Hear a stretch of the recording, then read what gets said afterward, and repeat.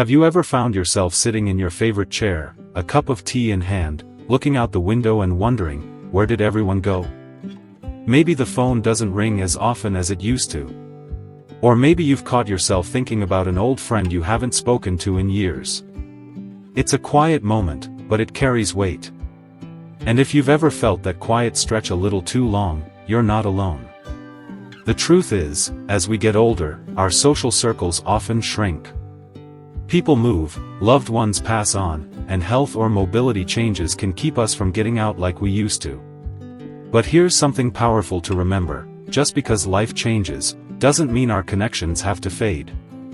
In fact, this stage of life is one of the most important times to nurture meaningful friendships. The kind that make us laugh, keep us grounded, and remind us who we are. In today's video, we're going to have a heartfelt conversation about something that truly matters: how to strengthen your friendships and build a supportive social circle, no matter your age. This isn't about suddenly becoming the life of the party or collecting a long list of acquaintances.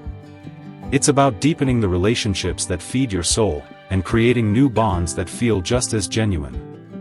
Because the quality of your connections has a big impact on your happiness, your health, and even your memory. Let's talk about something that's both simple and powerful: showing up.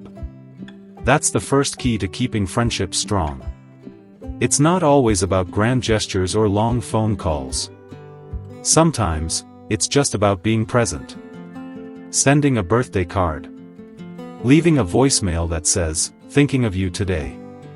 Stopping by a neighbor's porch for a quick hello.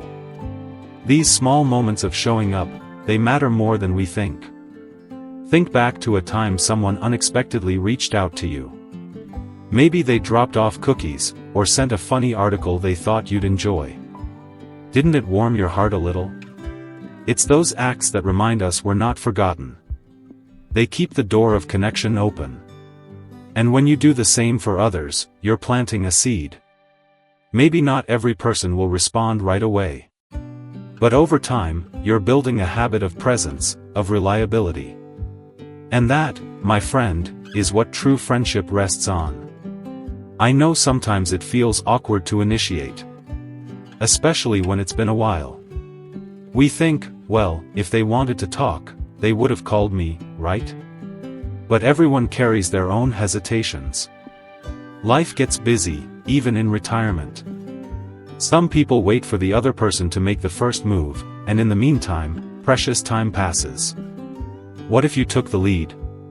Just a little, enough to let someone know they're on your mind. A simple, "Hey, it's been a while. How are you doing?" can spark a reconnection you didn't realize you needed. Another piece of this is consistency. A friendship doesn't have to mean hours on the phone every week. It could be a 10-minute call every Sunday. Or a once-a-month lunch date at the same spot, rain or shine. These little routines give people something to look forward to. They create a rhythm that becomes comforting, like a heartbeat. It tells the other person, "You matter to me. I want to keep this going." And more often than not, they'll feel the same way. Now, let's talk about something that requires a bit more vulnerability: being open. As we age, many of us get used to keeping things close to the chest. We've been through a lot. Loss, change, transition. And maybe we've learned, over the years, that it's safer not to share too much. But friendships deepen through openness. That doesn't mean airing every detail or being dramatic.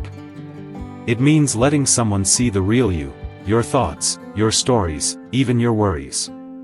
Let me share a story. A woman I once knew, let's call her Eleanor, spent most of her days quietly tending her garden.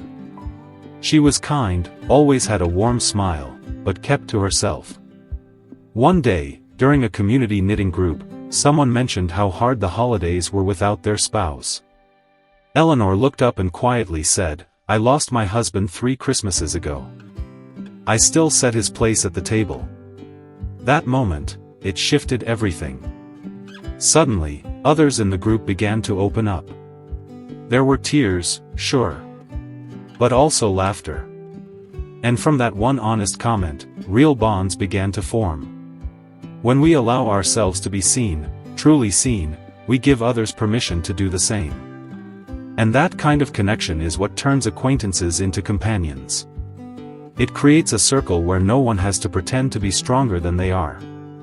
And there's something deeply healing about that. But being open also means listening, really listening. Not just waiting for our turn to speak, but holding space for someone else's truth. When a friend tells you about their fears or hopes, resist the urge to fix it right away. Sometimes, all they need is someone to say, "I hear you. That sounds really hard."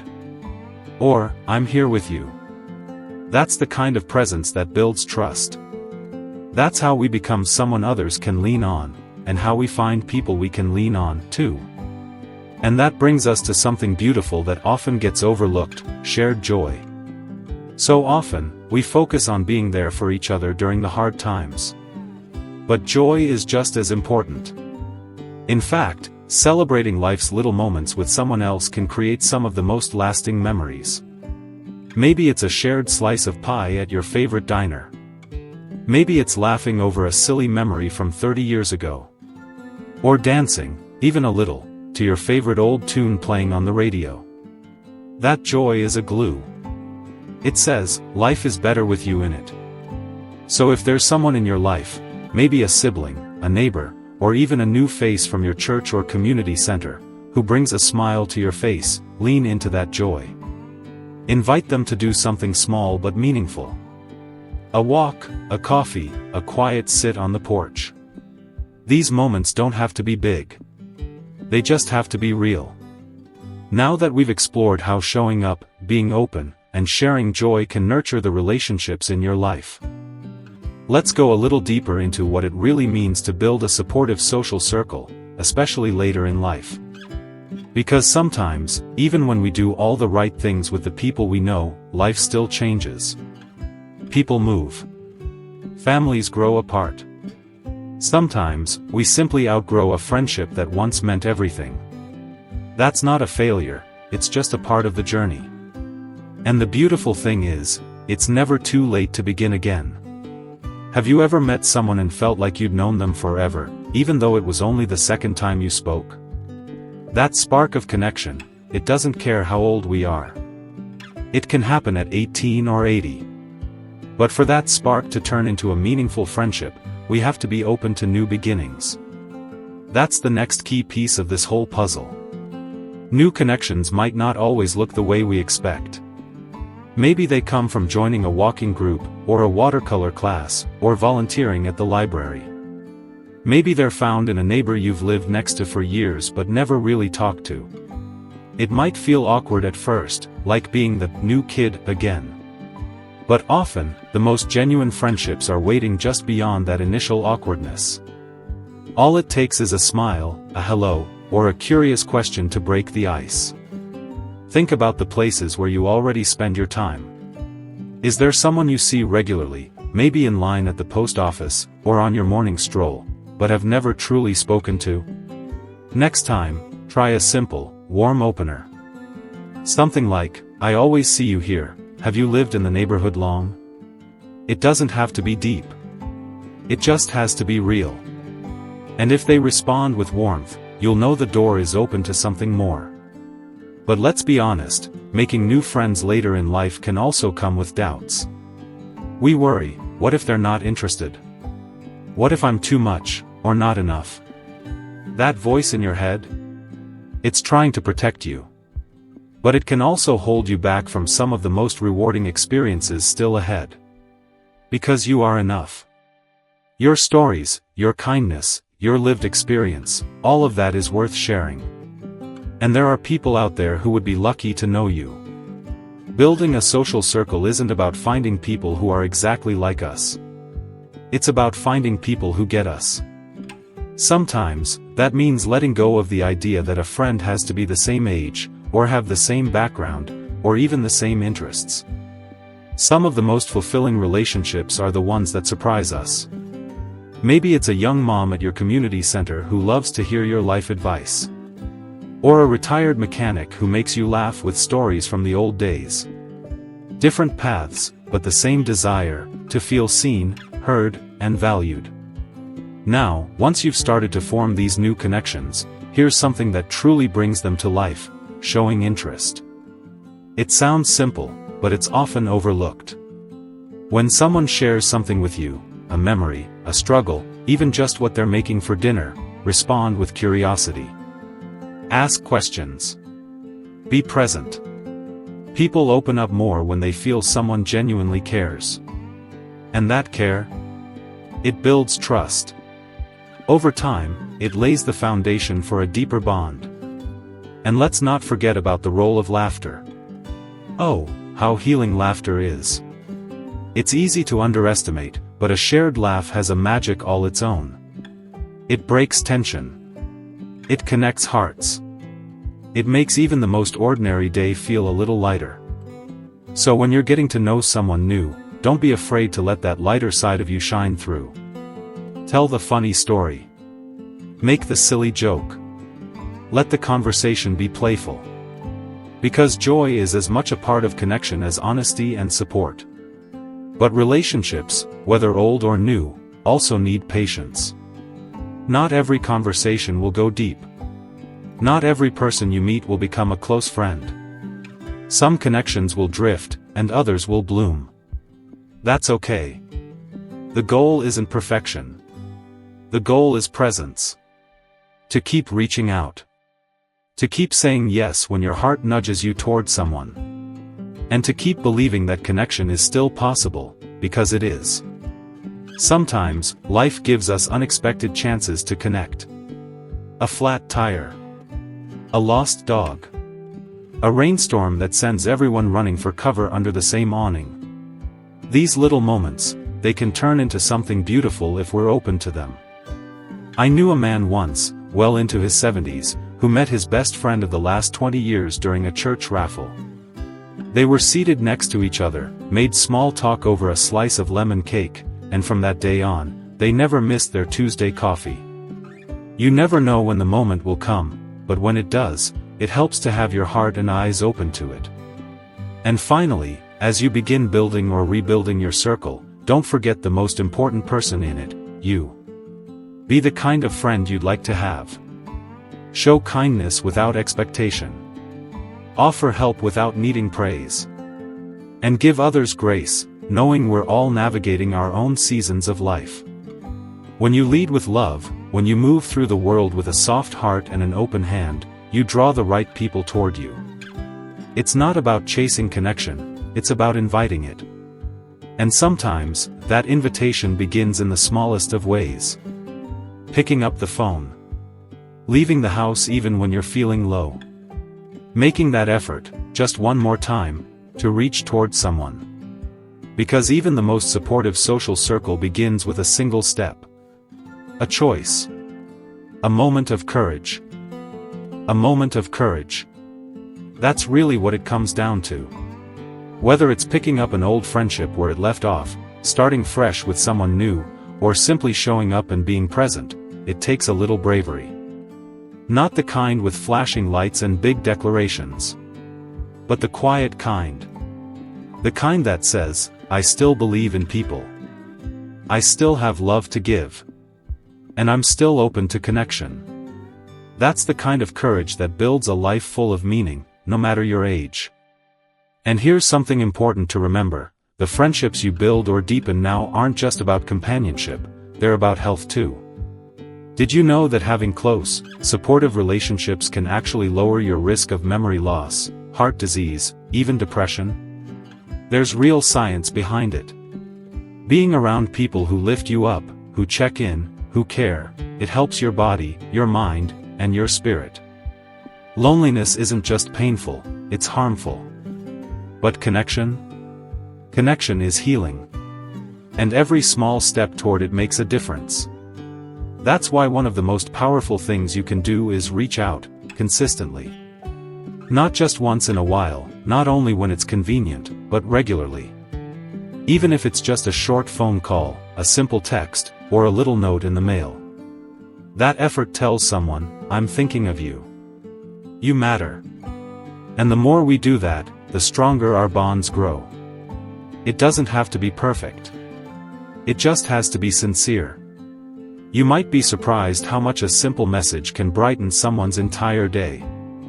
A woman I know, in her early 80s, makes it a habit to send out 3 short texts every morning. Nothing fancy, just kind little check-ins to her friends. And every day, she gets love back. Not because she expects it, but because love tends to return to the ones who give it freely. That's the secret. And then, of course, there's listening. Not just hearing someone, but really listening, with your eyes, your heart, and your full attention. When a friend shares something with you, whether it's a joyful moment or a painful one, try to be fully present. Put down the phone. Turn off the TV. Let them feel like, in that moment, they are the most important person in the world. Because when someone feels truly heard, they feel loved. And that love? It stays with them, long after the conversation ends. And if you're wondering how to keep your social circle strong over time, here's something beautiful and often overlooked: celebrate each other.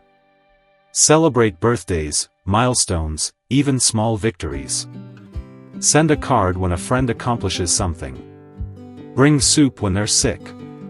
Remind them how proud you are just to know them. Little gestures go a long way. They don't just make others feel special, they bring you closer together. Now, maybe you're hearing all this and thinking, but what if I've lost more friends than I've kept? That's a real and painful reality for many of us as we grow older. People we loved deeply, they move away, grow distant, or pass on. And that kind of loss doesn't go away quickly.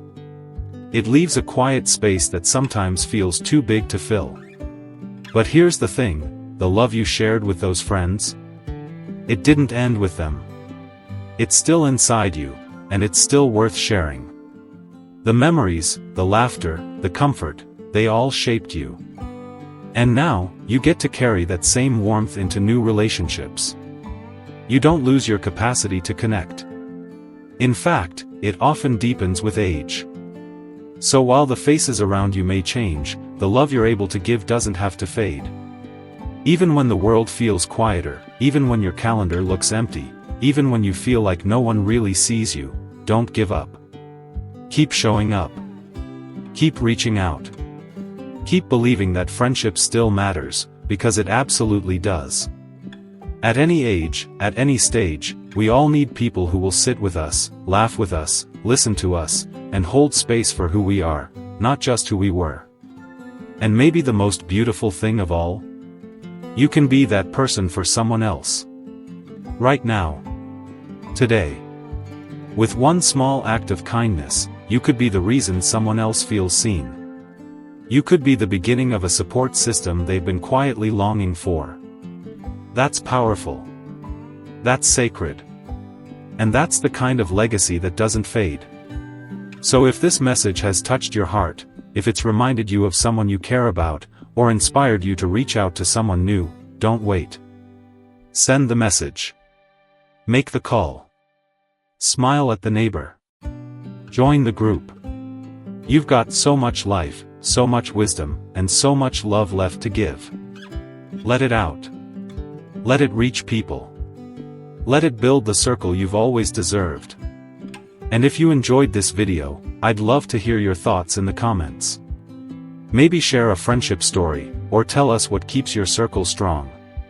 Your words might just be the spark someone else needs to begin again. And if you haven't already, please take a moment to like this video, subscribe to the channel, and share it with someone who might need a little encouragement today. Because friendship, connection, and belonging, they don't retire. They don't fade with age. They're part of who we are, and they're waiting for you, right here, right now. Here's to living with an open heart, no matter the number on your birthday cake. Here's to friendship, honest, joyful, meaningful friendship, at every stage of life. You're never too old to build something beautiful.